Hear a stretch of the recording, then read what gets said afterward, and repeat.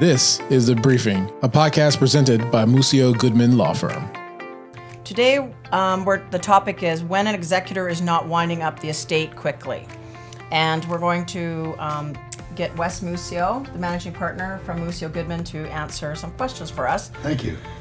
How long does an executor have to wind up the estate? Well, generally speaking, there's what's called the executor year. So 1 year after the death or the grant of probate, the executor has to done most of the wind up of the estate. And if they don't do that, then there's all sorts of problems. And there's also under the Trustee Act a requirement that the passing of accounts occur no later than 2 years after the grant of probate. And if an executor doesn't get that far within 2 years, then that's definitely a problem for the executor staying on in that capacity. Can an executor hold on to assets like a house?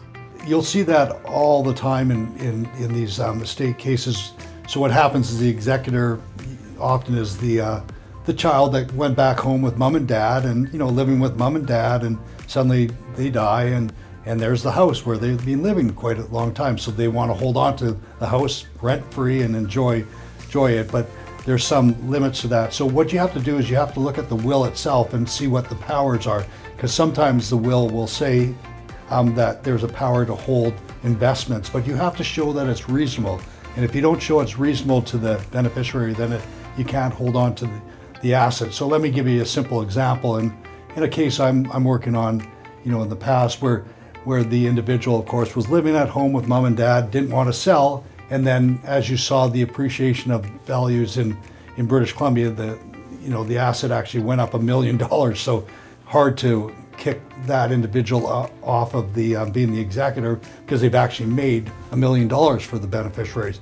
But if there's an opposite example, like right now with the market going sideways due to high inflation and so forth, and everyone not going into the market because of higher interest rates, so suddenly the market is going down, and if an executor holds onto a house during that time, then there would be grounds to remove them as the executor. Not to mention, you can probably look at even suing them over the depreciation in the value of the estate because they failed to sell, properly. Is the executor personally responsible for losses related to failing to sell assets fast enough? And that's what I was saying. Yeah. Like if you have a situation where the executor is holding on to something after a year, and just keep in mind that that's why we have the executor year. The expectation is you wind up the estate, you sell those stocks, you sell the house, you sell the car and the furniture and everything, and you want to generally be in a position to start winding up the estate within 1 year. And the reason behind that is there's what's called a requirement in law. So once you get the grant of probate or the letters of administration, there's and that takes 3 or 4 months because the court has to approve it, and they're slow at the best of times. And so then after that, you have to wait 210 days before you pay out the estate unless all the beneficiaries consent. So basically it's all set around about a 1 year period when one would expect the money to be paid out. So if a executor is holding on to something and then it loses value after the year because they didn't sell it and they have no reason to not sell, so they're just doing it for their own personal gain or lazy, or they're not moving the estate along quick enough, then definitely you can go after the executor for the loss in value. And that's going to be more prevalent as I said, with the higher interest rates that have happened and the fact that houses are depreciated in value in British Columbia. You're going to see a few of those lawsuits being issued pretty quickly. What is an unreasonable delay? There is a few cases that I've looked at, a situation where an executor hadn't sold a house and they actually upheld the situation because the executor was able to show why it wasn't sold. But if you don't have a strong reason that values the beneficiary, not the executor, so I'm not selling because this helps the beneficiary. If you don't have that situation, then you're really looking at anything after a year. You can start really pressuring the executor to either wind up or get off the file.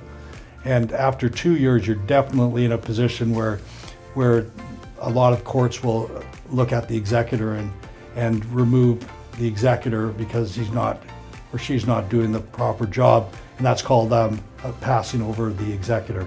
What can I do if the executor is not winding up the estate quick enough or causing losses to the estate due to delay? Well, the bottom line is get some legal representation and then threaten to or start a chambers application or a court application where you remove the executor for a number of reasons. One, of course, is that they're not moving the estate along as quickly as possible. Number two, conflict of interest. Or number three, as I previously said, where they're acting inappropriately towards you as a beneficiary. So you have to look at the overall situation, but when you're getting into the 1, 2, 3 year period after probate was granted and nothing really happened, you're getting into a position where you're going to be much more successful in removing the executor, unless you can prompt the executor to move quickly based on the fact that they're facing a big lawsuit, which I've done multiple times, where you file the lawsuit and then the executor suddenly becomes very interested in winding up the estate very quickly.